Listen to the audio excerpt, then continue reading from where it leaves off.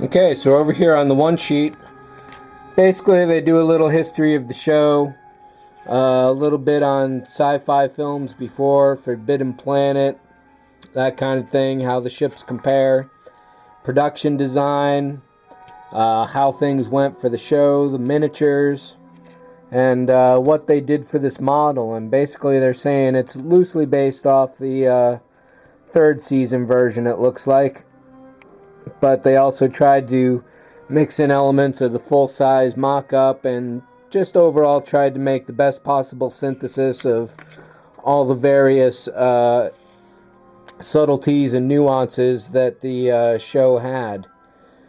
So over here, this is a 4-page manual, 8 sides. Standard list of tools, assembly notes, read through the instructions, that kind of warning thing. Overall, the assembly looks fairly straightforward and easy, surprisingly enough. I flipped through these directions really briefly, and how they break down all these parts into as simple looking a procedure as they seem to have really is definitely a great feat. I'm sure it's far more complicated than I'm currently imagining right now, but everything looks to be fairly clear labeled. There's no real problems with the flow of the reading or the assembly, it looks like. I imagine all the parts are going to be after painted, then glued, painted and glued, rather than all painted at once at the end. That's not a problem. This is the very first full-color instruction manual I've ever seen, produced by a full-blown model company. And here's a really great cross-reference chart for all the colors that are going to be used, along with their production number from testers, model masters, acrylics, and even enamels. So that's definitely going to be a very useful chart, and we'll see how that goes. This is really looking like it's going to be a really great build. So I'm going to start unbagging a few parts here, and we'll see what's up.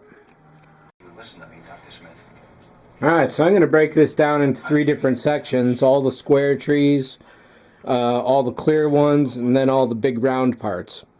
So let's take a look at the decals first. It's a nice little sheet. Really good looking details. The carrier film looks nice and sharp to the edges of the decals themselves. I don't expect there should be any problems with these going on.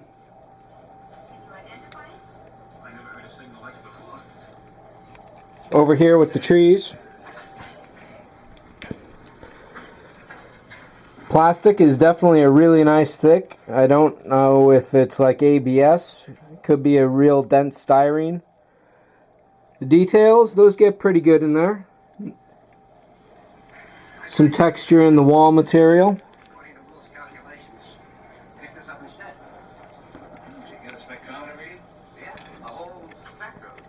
All the way down to fire extinguishers and the tape reels. There is a lot of aftermarket parts for this, and maybe I'll talk about them as I go, I guess. There's a photo etch kit out there that recreates a lot of these details here.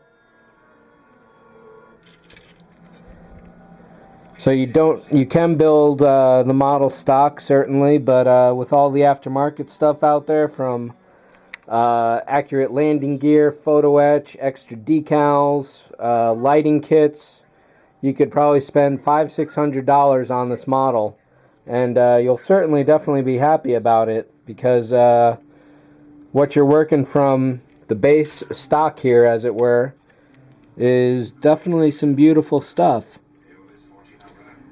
Sharp relief on everything. Where there are panel lines and scribe lines, those are definitely sharp. Delicate filigree work like this, definitely really nice. There's a few bags of parts that I left in the bags, just because I didn't want to risk taking these out. Not that this little plastic bag isn't going to protect this from being crushed, but nevertheless, there's no need to remove it from here. So these are some nice big parts here. Don't know what they're for. We'll find out as I go along and build it, of course, except for the front window there. And then these two bags here have 3 of the same trees, it looks like, which certainly makes sense. In this case, we got 1 for each set of landing gear here. Details are definitely nice on that. Not really seeing any pore holes. There's not really any stress in the plastic, it looks like, from when they molded it. At least not on anything that would really matter. Detail on the stairway is certainly really nice, but there's even a more accurate version of that out there for aftermarket work. Then over here on this one, I'm pretty sure these are all 3 of the same thing. Just a lot of wall details, computers. Looks like the cryo tubes that they were in. Now a part like that, if the focus will come in, that's just all sorts of nice little details in there. So I think anybody that goes out and buy this kit is definitely going to be happy. I know it's supposed to retail around $100. I don't know what it is at your local place or not. It could be as low as $70. Let me bag all these back up and we'll take a look at all the clear parts next. There's some more good looking plastic. A lot of really good details on these parts here. Definitely suitable for lighting. Well, if you're all agreed, I suppose I must go along with you. There's a breathable atmosphere out there, Doctor. Don and I are going out. These are fairly simple parts, but again, some really nice details on a few of them.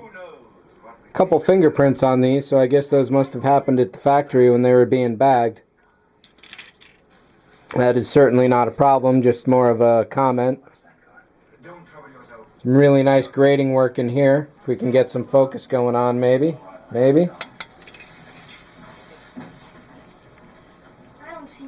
There we go. There's 3 sets of these trees. So these are looking like all duplicates. Looks mostly like the cryo tubes. I don't know what that big piece is for there, but I'll certainly find out. And those 3 come sandwiched in some nice protective foam there. Nice and easy on the clear parts. Let me pull out the big round ones and we'll see what those are like now.